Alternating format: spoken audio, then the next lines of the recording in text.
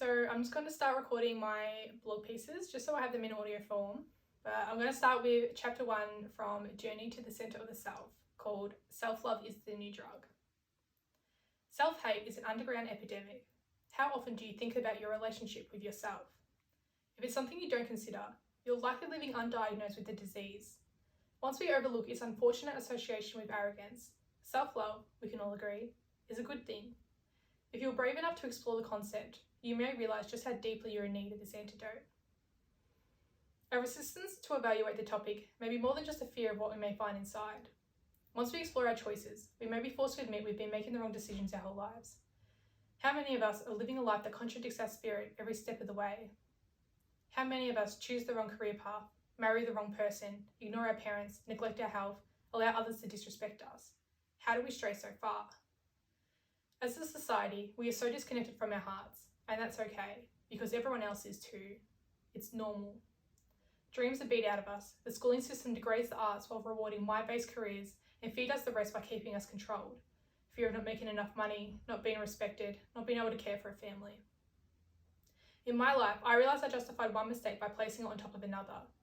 Sometimes we refuse to analyse whether our towers of personality are formed upon mistakes, because to admit the next building block of life doesn't quite fit means they need to go back and destroy the whole foundation from where it started.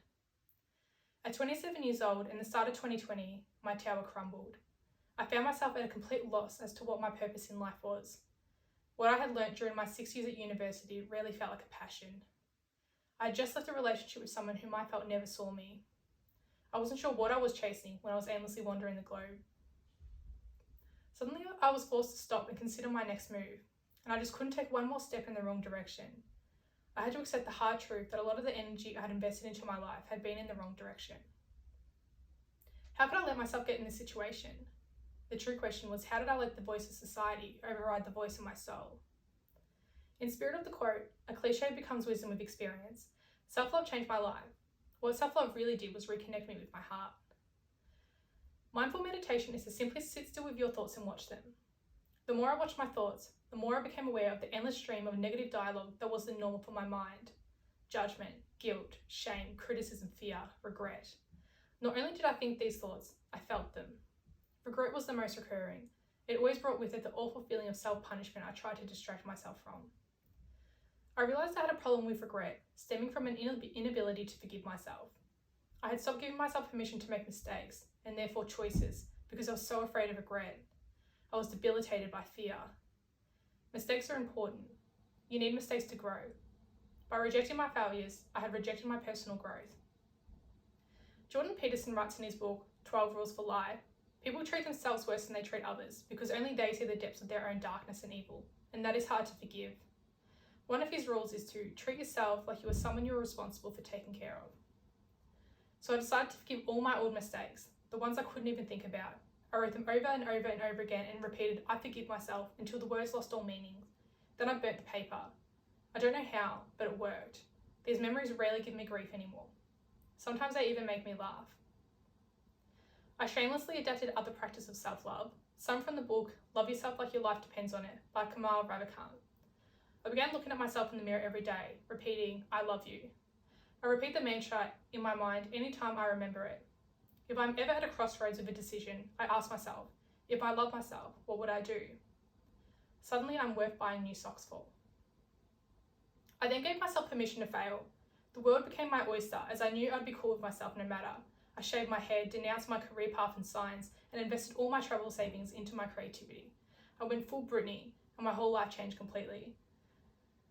I've never felt more me, more free, more happy, more content, and most importantly, more alive. The spirit of adventure that has always been important to me has been resuscitated. I have attracted better people into my life. My relationships with my loved ones has improved. My pessimism for marriage has subdued. My corners have become more rounded. Even the person who I am in my dreams has changed. Life has just been better and better to me. By giving myself this freedom, I have finally found my purpose. It is following my heart, one step at a time. Even though I cannot see far ahead, I have complete faith that this is the right path. It's funny how all the answers to everything you seek are within you the whole time. Your purpose is you. And when you want something, all the universe conspires in helping you to achieve it. Paul Coelho from The Alchemist. I began to understand the strength in forgiveness, whether it be in forgiving myself or others. Mistakes are good. They mean we are learning. Sometimes forgiveness means accepting responsibility. Other times, it can help us see that the things we hate in others are the same qualities we dislike in ourselves. If you can forgive someone for a mistake they made to you, you're able to forgive yourself if you made the same mistake. That's power. After forgiving myself, I began apologising to others. I reached out to the people I hadn't spoken to in years and apologised for anything I was still carrying. Some things were trivial, like some dumb shit I did when I was 19 and drunk. Others were substantial.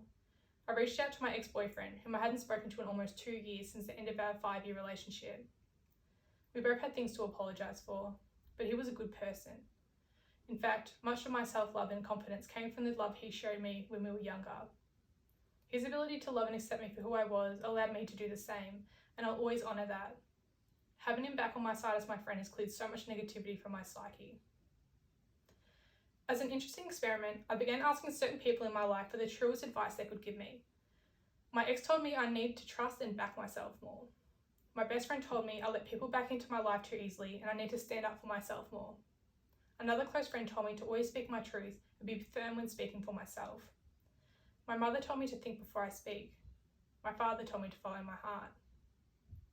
What I later realised was most of the advice given to me was advice I felt those people themselves needed to hear.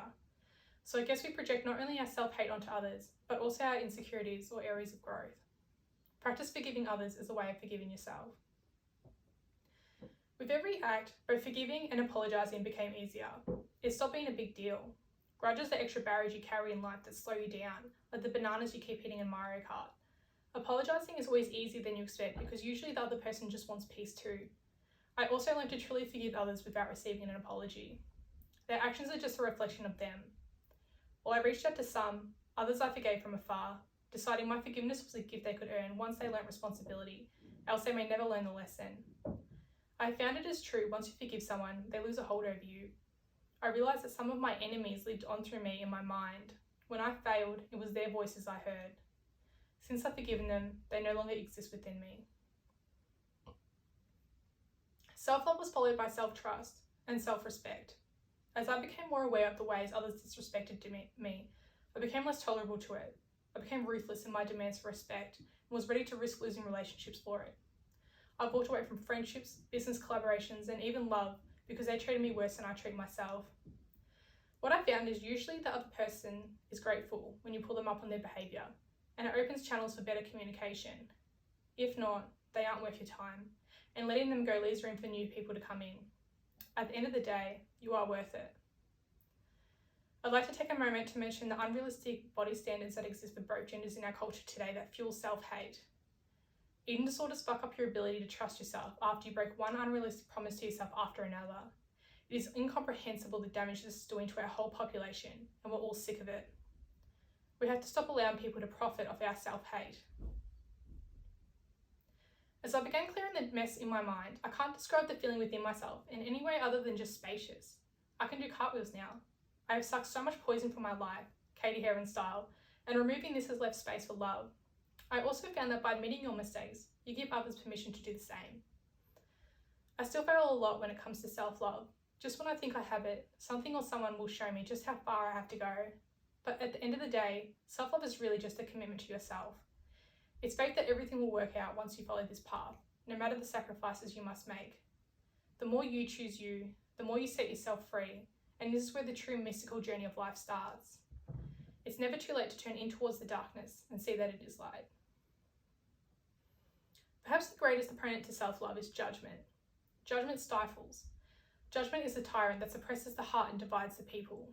It is the voice that fuels internal conflict and holds us back. Judgment is really just fear. Perhaps we judge the harshest those who are most free, like drag queens, because they scare the shit out of us by making us realise just how trapped we really are. So perhaps fear is the true epidemic. But alas, there is hope. The cure is your mind. If you want to change the world, start with yourself. Gandhi.